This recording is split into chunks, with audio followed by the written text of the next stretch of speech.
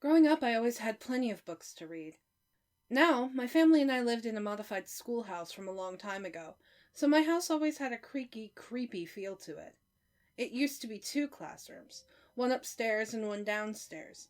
The lower floor became the primary classroom, after leaks had ruined the upper floor, but renovations made it a house today. Probably why a lot of kids never wanted to come over. Being an only child was, as you can guess, quite boring. Most of you, who were only children, will know what I mean. I could always go out and get friends, but I just wasn't very good at talking, so my parents thought that books would be a good way for me to kill my time. I was only about 6 when they brought me a whole bunch of books from my childhood. They were those cheap paperback kind that you see at the bottom shelf of most bookstores, with bright illustrations of kids riding bikes or dragons and having adventures with their friends while finding lost. They were those cheap paperback kind that you see at the bottom shelf of most bookstores, with bright illustrations of kids riding bikes or dragons and having adventures with their friends while finding lost treasures. In our basement, we had a row of wooden cabinets below a countertop against the wall. In one of these cabinets is where I kept my vast collection of books at. I was able to read them after school every day, and still, they took my 6-year-old mind a while to go through. Nevertheless, I loved it with passion anyway. Eventually, I just lost interest. My parents had got me one of those new video game consoles, and of course, a bright screen outweighed boring paper any day. That cabinet just slipped my mind from then on. I never opened it again. Days turned to weeks, weeks turned to months, and months turned to years. After finishing high school, it was time for college.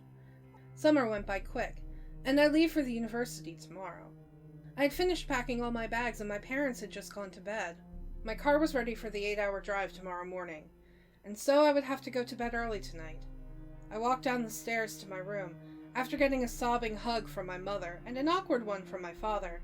I carried my backpack down with me, keeping it open as I trotted downward. As I shuffled contents about, a bottle of water fell from the side of my bag and rolled down the steps. Going down after it, I heard it hit the bottom. I flicked on the lights and saw it against the wall. Walking over, I picked it up. But then I paused for a moment. It had rolled into a wooden cabinet. Curiosity poked my mind as I simply swung it open. And inside, I couldn't believe what I saw. Dust everywhere. Coughing, I waved my hand around to get rid of the thick clouds from the door's motion. After settling, I saw the outlines of what it had gathered on. Naturally, I ran my index finger on the dusty surface, leaving a long line of color. Raising an eyebrow, I picked the object up, blowing on it. A small child's book. It had a picture of a very young girl making cookies, and above her head the words read, "Cindy's Big Bake." On the corner, black marker had the name Jason Klein written, my name.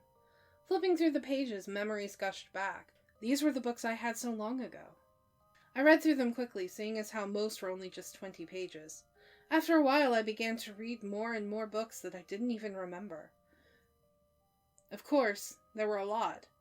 There was no way I could read them all. Within half an hour, they were almost gone. Then there was one book left on the shelf. Pulling it off, I read the title, Correct Classroom Behavior. My name wasn't on this one, and judging by its yellowing pages, this must have been in this cabinet before my family even moved here. Opening it slowly, I began to read the book. Correct Classroom Behavior, it said behind the cover. No author's name was given. I turned the page again and saw a bunch of students running about a classroom. Paper airplanes flew about, and spitballs were stuck on the walls. Above the picture, the text read, "Children can be very naughty indeed, especially to their teacher, sweet old Mrs. Sneed." On the other page, it showed a very old woman. She wore thick-rimmed glasses, and her hair was a dark gray, cut short and curling atop her head. She had a yellow dress with pink daisies on it, but her expression is what caught me. She seemed scared. Her eyes had immense detail, and she looked at me as though she desperately wanted to tell me something horrible. But she was just a picture. Turning the page, I continued on. The next scene showed Mrs. Sneed sitting at her desk as the children ran about. "Come now, Mrs. Sneed, don't be shy. Don't make these kids think you'll turn the other eye." Mrs. Sneed looked at the ground sadly, her bony hands resting on her desk as her face showed regret, and an extreme sense of self-hate as the kid stood on the other side of her desk, sticking out his tongue and making faces at her. I turned the page slowly, wondering what she was so afraid of. This time I read the text first. I'm glad I did. Now, Mrs. Sneed, take those safety scissors. These kids will learn from cuts and blisters. The picture showed Mrs. Sneed with an outraged look, scissors in one hand and latching onto the kid's hand with the other. The child screamed and cried as Mrs. Sneed cut the webbing of his fingers, her teeth bared in anger as she did so. My mouth opened slightly and blinked, taking in the page before me. It was a disturbing read, yes, but it was still just a book. I turned the page again. Great job, Mrs. Sneed. You're a teaching prodigy. Now isn't it time you teach them biology? The picture showed Mrs. Sneed with her scissors at the ready, the child laying on her desk.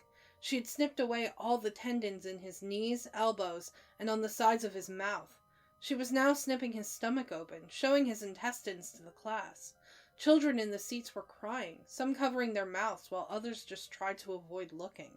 They all looked pale, genuinely scared for their lives now.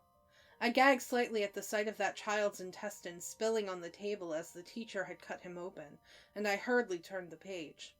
What a great class! A great class indeed. That class was your last, right, Mrs. Sneed? It read as the kids walked out of the schoolhouse. Some had blood on the bottom of their legs, and they all looked extremely pale. Some were hugging each other as they walked, sobbing and trying to breathe by using each other's support. In the doorway, Mrs. Sneed stood, her face void of emotion as she watched the children leave. Her dress splattered with blood. I turned the page again, feeling it was the last one. It wasn't a page. The last part of the book was a photograph, one of a classroom. Chairs and tables were flipped over. The walls had rot on them. Paper decorations were torn and peeling all over the walls.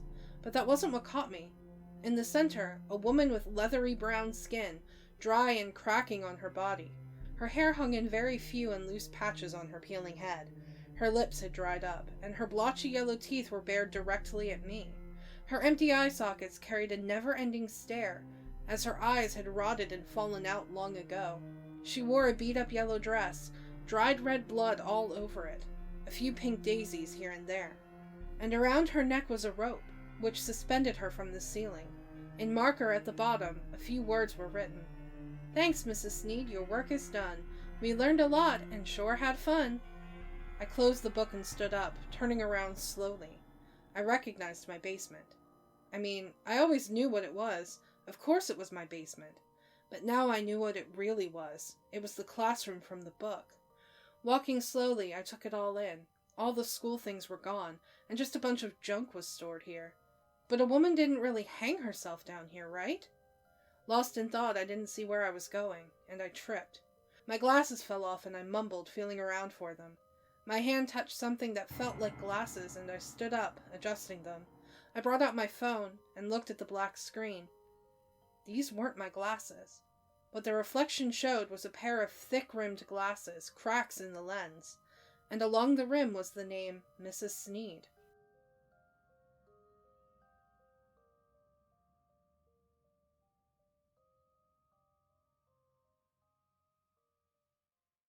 They were those